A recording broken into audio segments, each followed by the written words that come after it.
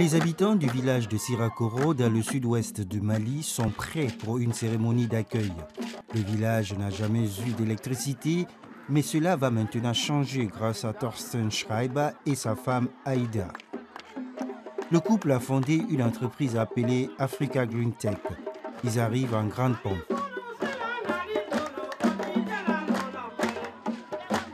Leur entreprise fournit des centrales à énergie solaire à des villages reculés de la région du Sahel.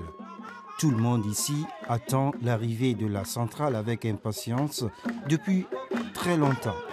C'est un vrai soulagement d'y arriver et de rendre cela possible pour les populations. Cela nous a pris presque 9 mois de préparation. Quand le moment arrive, enfin, quand vous êtes sur place, que demain l'électricité sera là, c'est un grand soulagement. Pendant que le village entier fête l'événement, les techniciens maliens d'Africa Green Tech se mettent au travail. Il y a beaucoup à faire avant de pouvoir enfin allumer les ampoules. Les composants ont effectué un long voyage. Il faut vérifier qu'ils sont en bon état. Le conteneur a passé 6 mois à la douane, suivi d'un long trajet sur les routes sablonneuses. Ce système à énergie solaire a coûté 150 000 €. L'espoir est que l'économie locale y gagnera un nouvel élan. Pour que l'installation d'une centrale solaire comme celle-ci vaille la peine, il faut un village qui compte de 4 à 5 000 habitants. Nous vérifions aussi qu'il y a un potentiel intéressant pour l'usage productif de l'électricité.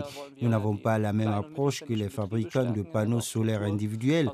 Nous visons les petites et moyennes entreprises. Nous voulions déterminer aussi s'il y a des charpentiers, des soudeurs et des tailleurs ici. Aïda Schreiber est née au Mali. Elle a à cœur d'aider les femmes qui vivent ici. Ces femmes sont nombreuses à vivre de la vente. Aïda veut s'assurer qu'elles aussi pourront bénéficier de l'arrivée de l'électricité.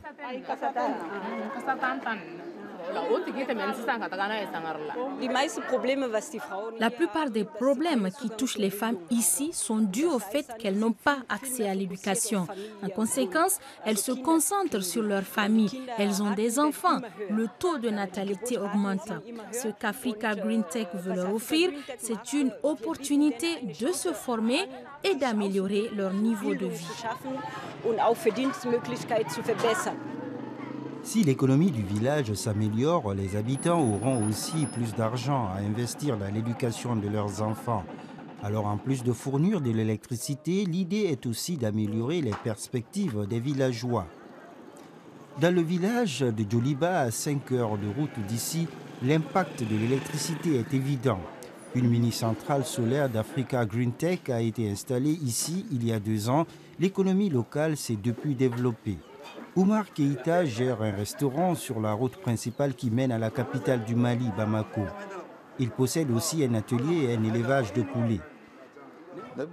J'étais déjà sur la route de l'Espagne, mais quand on m'a raconté que l'électricité allait être installée à Djoliba, je suis rentré. J'ai ouvert ce restaurant, Dieu merci, je gagne maintenant suffisamment d'argent. Oumar Keïta a aussi créé des emplois qui assurent des revenus réguliers à de nombreuses autres familles du village. Aïda et Thorsten Schreiber gardent le contact avec les clients comme Oumar Keïta pour apprendre de leurs expériences. Sa réussite est la confirmation que leur projet est sur la bonne voie. De retour à Sirakoro, l'équipe a presque terminé le montage. Les techniciens finissent d'installer l'éclairage public. Des habitants qui hésitaient encore sont finalement convaincus. Ils sont venus signer un contrat avec l'entreprise en voyant que l'électricité allait vraiment être produite. La femme de Salif Konaté vend des légumes et des volailles. Il veut l'électricité pour améliorer leurs revenus. J'ai signé le contrat parce que je veux acheter un frigo. Ma femme pourra garder ses produits frais plus longtemps. Elle les vendra à meilleur prix. Mes enfants pourront étudier le soir et la vie sera aussi plus sûre ici.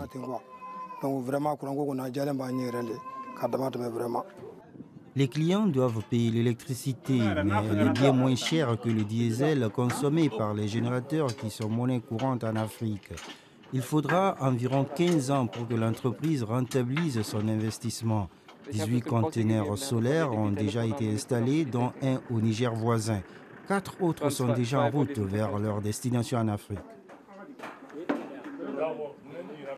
En fin d'après-midi, tout est finalement prêt. Les systèmes de contrôle des batteries sont testés une dernière fois avant l'inauguration.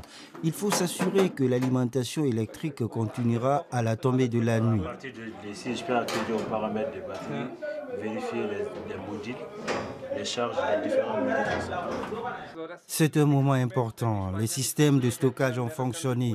C'est bon, nous pouvons produire de la lumière.